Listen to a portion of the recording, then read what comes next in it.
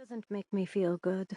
When you call someone interesting, that's because you're trying not to mention that they look like a porta potty. I would never set you up with a porta potty. I look at her, perplexed, and half laugh. You're forgetting about Eusebio. Remember him? The guy who wore flip-flops in December. He was pretty interesting, too. We look at each other and can't help but burst into laughter. He really was interesting, she says. Remember how many jokes he knew? Yeah, and they were all obscene. And he'd pound beers straight from the can, calling everyone who walked by a weirdo without realizing he was the biggest weirdo of them all. And his laugh sounded like he was blowing raspberries. But you've got to admit, you had fun that night. Yeah, right. Once I saw his checkered cardigan, I wanted to escape out the bathroom window. Too bad it was barred. If Tony is anything like that, I'm going to strangle you. We reach Il Buco, a quiet, almost monastic restaurant. This place would be a good choice if I were going to have dinner with the man I love, but right now it just makes me feel uncomfortable. What if I don't know what to say or do in front of him? I'll embarrass myself with either silence or mindless babble. Whatever happens, the quiet atmosphere can't be good. We go inside. The small room is full but silent.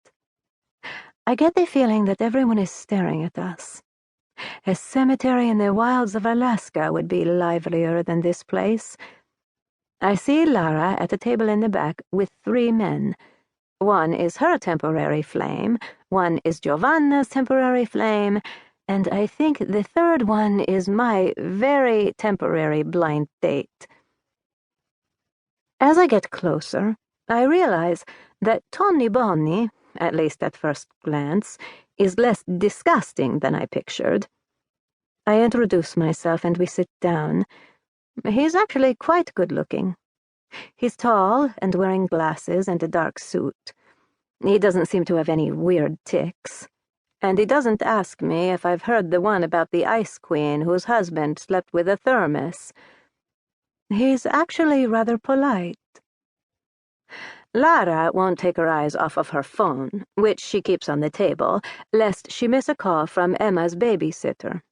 Now that her stormy marriage is over, Lara is disillusioned by men. She only goes out to make Giovanna happy and to give her vagina the occasional workout, although she worries the whole time that something could be happening to her little girl. While she's a lovely woman, with caramel-colored skin and a shiny bob right out of the roaring 20s, her negative experience with her ex-husband has left her in a permanent bad mood. To compensate, she eats like there's no tomorrow. Now she weighs almost 180 pounds, and is more pissed off than ever, which makes her want to eat even more. She met Filippo a few days ago.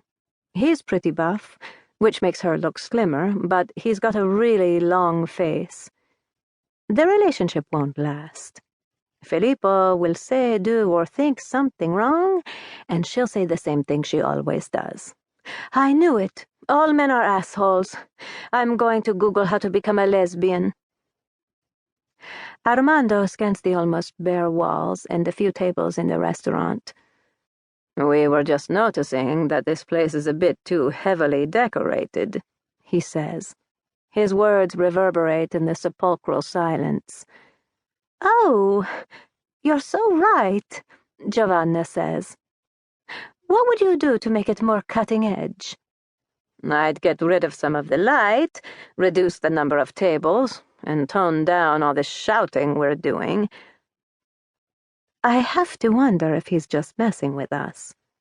I'd like to argue that a quartet of corpses would be more exuberant than we are, but Armando's kind of touchy, and I don't want to risk offending him.